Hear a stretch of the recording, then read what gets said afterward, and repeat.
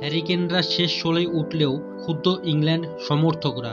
মঙ্গলবার রাতে স্লোভানিয়ার সঙ্গে গোলশূন্য ড্রয়ের পরে কটাক্ষের শিকার হন ফুটবলাররা। কোচ গ্যারেথ সাউথগেটকে লক্ষ্য করে গ্যালারি থেকে খালি কাপ ছোড়েন সমর্থকরা। সার্বিয়াকে ১-০ গোলে হারিয়ে ইউরোয় যাত্রা শুরু করে ইংল্যান্ড। দ্বিতীয় ম্যাচে ডেনমার্কের সাথে ১-১ গোলে ড্র করে। মঙ্গলবার রাতে শেষ ম্যাচে স্লোভানিয়ার বিরুদ্ধে কোনো গোলই করতে পারেননি হ্যারিকেনরা। সমাজ মাধ্যমে ইংল্যান্ডের সমর্থকরা লেখেন, মনে হচ্ছে ছুটি কাটাতে যাচ্ছেন হ্যারিরা, তাই খেলায় মন নেই ফুটবলারদের। কেউ কেউ সাউথগেটকে বরখাস্ত করার দাবিও তোলেন।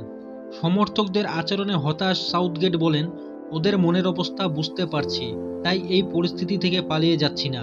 কিন্তু আমার কাছে সবচেয়ে গুরুত্বপূর্ণ হলো দলের সঙ্গে থাকা। আমি হ্যারিকেনদের পাশেই রয়েছি। তিনি আরও বলেন, সমর্থকেরা অত্যন্ত আপত্তিকর পরিস্থিতি সৃষ্টি করেছেন। অন্য কোনো দেশ নক আউটে ওঠার পরে এরকম ব্যবহার পেয়েছে আমি অন্তত দেখিনি। এই ধরনের পরিবেশ কঠিন ও বিস্ময়কর। ক্যাপ্টেন হ্যারিকেনও বলেন, কোনো ম্যাচই সহজ নয়। গ্রুপের সেরা হয়ে শেষ ১৬ উঠেছি। আমি মনে করি এই ম্যাচেই সেরা ফুটবল খেলেছি আমরা। ইতিবাচক থাকতে হবে আমাদের। কোপা আমেরিকার কোয়ার্টার ফাইনালে জায়গা পাকা করে ফেলল আরও একটি দেশ। মেক্সিকোর বিরুদ্ধে ১-০ গোলে জিতে কোয়ার্টার ফাইনালে ভেনেজুয়েলা।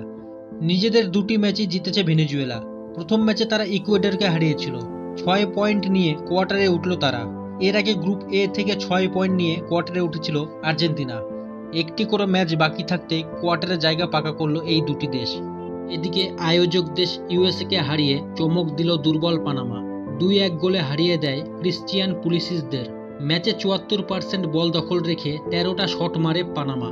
ম্যাচ হারার ফলে নকআউটে যাওয়া অনেক কঠিন হয়ে গেল ইউএসএর কাছে। শেষ ম্যাচে তাদের খেলতে হবে শক্তিশালী উরুগুয়ের সাথে।